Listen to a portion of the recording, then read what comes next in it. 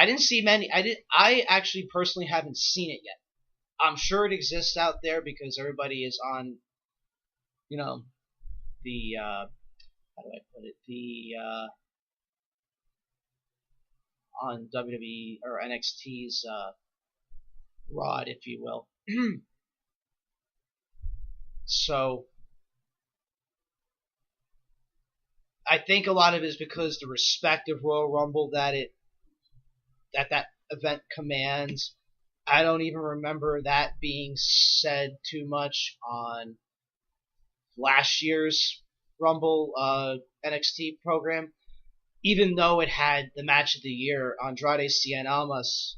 Yes, I said the full name. I don't give a shit what WWE says in abbreviating the name. It's Andrade Cien Almas against Johnny Gargano for the title. And that match was match of the year in all of WWE, not including Kenny and Okada, or not including Kenny and Tanahashi, among other matches. So it's actually very, but even then I don't really remember people saying, "Hey, good luck following that up." Well, WrestleMania has a higher standard, and quite frankly, for the last couple of years, the Mania cards haven't been that good. I mean, I'm sure that, from what I remember correctly, a lot of these matches were pulled off well, and they were, pulled off. But you look at it, it's like, okay, you have two fatal four-way matches for the United States and Intercontinental titles, respectively, or at least the triple threat IC title match and the fatal four-way US title match. The triple threat I saw, the IC title triple threat I saw, and it made sense, but the fatal four-way for the US title made absolutely no sense. It's just, a lot of it I feel is to get people on the card, to give them that WrestleMania payday. That's why you have the Battle Royals. That's why, and okay, the two Battle Royals on the pre-show, I understand that completely because, okay, people always get into the Battle Royals. And, that makes sense. You're still getting that payday. But when you're on the main card of WrestleMania, granted, back in the day you had a bunch of tag team matches, then again, also to that, back in the day they concentrated on the tag team division more. They had some of the best tag team wrestlers on the planet in WWF at the time. And they really, and then again, both Raw and SmackDown tag titles at WrestleMania 20 were defended by fatal four-way matches. Even then, if I remember right, it didn't make any sense because, again, they didn't really give a crap about the tag division. But when you're on a takeover, you're on a takeover. It's special. It's something because they don't give a lot of spots away to a lot of these talents. Of like, okay, well, you know what? Just to give you that takeover payday or to give you that takeover exposure, we're gonna put in 2 6-way matches and 2 4-corner tag team matches, or a 4-quarter tag team match. Or no, if you're earning that spot, you're earning that spot, and that's the old school thinking of Triple H too, which is awesome. So let's be fair here. People recognize that okay, if these talents are on NXT TakeOver, despite what Sam Roberts says, the dumb, pardon me for the 1 or 2 F-bombs that'll be dropped today, but that dumb fuck. I don't care if it's part of the script or not. You don't bury talent like that, but we'll get into that a little bit later too. So I'm going to take a quick break now. When we get back, I'm going to review NXT TakeOver Phoenix, and then after that, we'll go to another break, and then we'll head on to previewing tonight's Royal Rumble event, where it starts at 7 p.m. East. Pre-show begins at 5. It's going to be a lot of wrestling today. Again, if you're watching on Twitch, leave your comments in Twitch chat. I would love to hear from you. If you want to call in and actually verbalize your praises, complaints, anything about NXT TakeOver and your thoughts on the Royal Rumble, 657-383-0105 is the number you can call in. if you're watching live on Twitch. And alright, and now we are back. Disaster Live.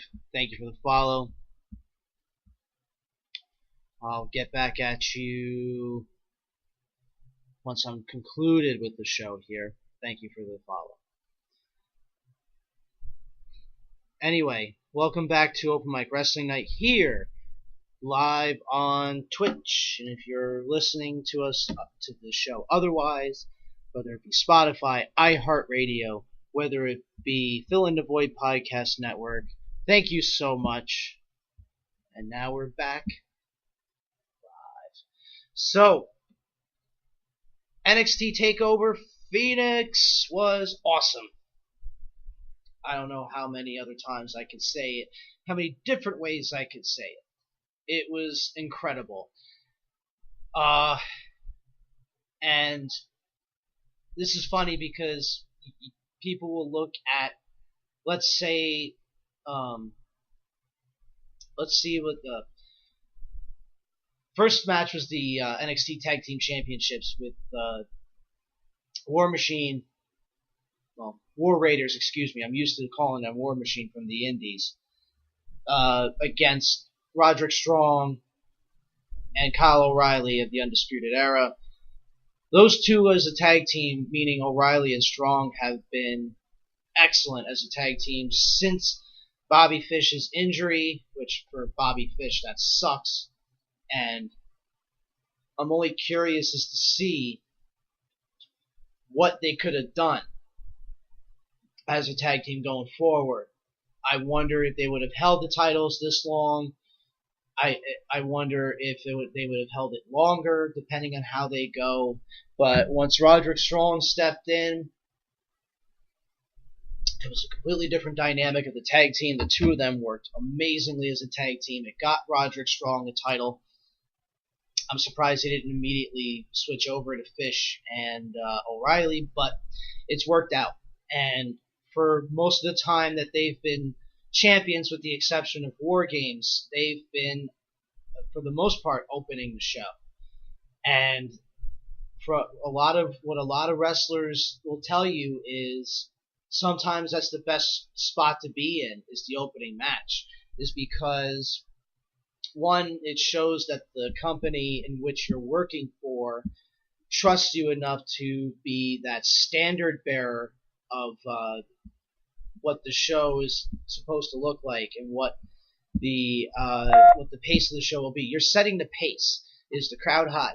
But you're getting the crowd into it first, right?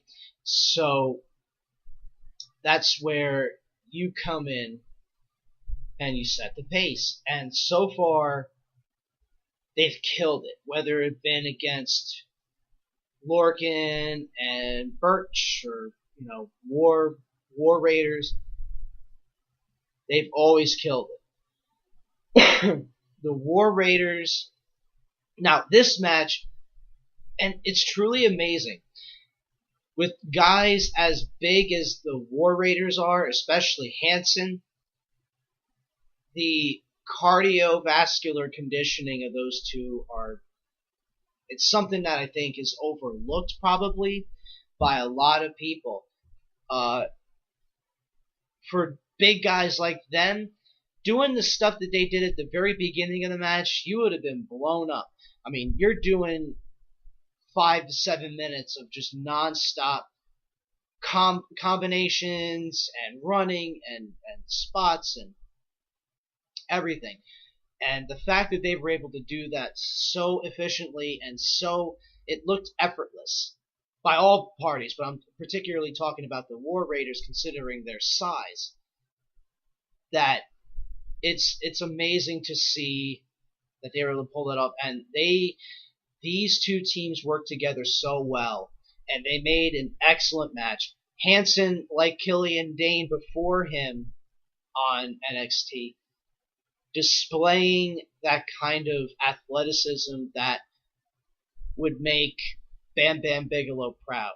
Because Bam Bam was very much similar to that. Doing cartwheels, which he did. From doing cartwheels to, I mean, if he was given the opportunity, I'm sure he would have done plunges over ropes or suicide dives.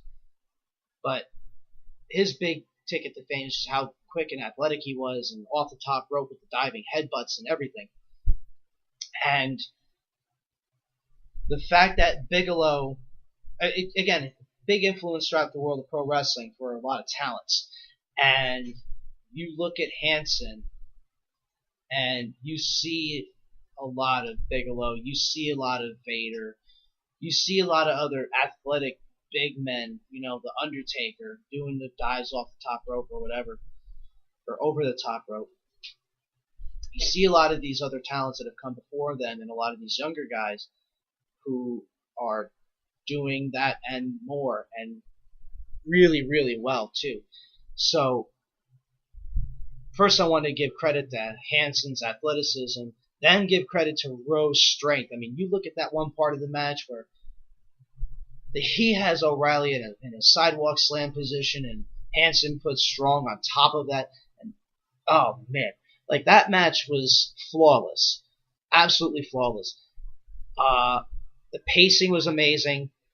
It wasn't so awkward of a transition from going how fast they were to when they eventually slowed it down. Then they picked up the pace again at the very end. So credit to all four talents. Very, very great match. I personally think that was match of the night. Set the pace for the show. Now I'm curious as to see where they go with the Undisputed Era team that the War Raiders won the NXT Tag Team Championships, because every time a talent loses a championship in NXT, the first thought in their head is going to be, are they the next ones to get called up? Now, if they wanted to do that, all four members of Undisputed Era to this point don't have any championship gold. They could, but because of how little they're using Sanity, and because of how little they're using Sanity with and the fact that they don't have Nikki Cross with them yet, which is silly. I'm curious to see if they do bring all four members of Undisputed Era up together, if this indeed is a call-up. I almost feel like Triple H is going to give them the treatment as he's giving Ciampa and Gargano, being the faces of NXT and keeping them there longer, keeping them there probably for the duration of their career there. I don't see that happening, but give them a significant enough pay raise, be like, hey, I want you here in NXT. I know this is normally the pay bracket we pay the developmental talent, but we want you here. So I wonder if that's what Triple H is going to do with all four members of Undisputed Era, because they're still following the storyline maybe up until this point, and especially with what happened at the end of TakeOver, we'll get into that later, that all four indeed are going to be staying at least until the WrestleMania TakeOver. So it really is keeping me interested as to what's going to happen to Strong and O'Reilly now that they've lost the championships. Do I think they'll be called up? Not right away. Maybe one or two of them will be in the Royal Rumble match. And as an aside, let's get onto this for a second. The Royal Rumble match itself, there are so many people that are signed to contracts in the WWE right now, whether you're on the Raw roster, SmackDown roster, whether you're on the NXT roster. They have a lot of people. They have a lot of people under contract. They did the 1 year with a 40-person Royal Rumble. I think now is the time, and especially with how long the show is going, keep the women's at 30. Make the men's match a 40-man. Both of them are 30-person matches, I get it, but, stand it out a little bit. And again, they have so many people signed that they don't use. At least give them that rub where they can make a paycheck a Royal Rumble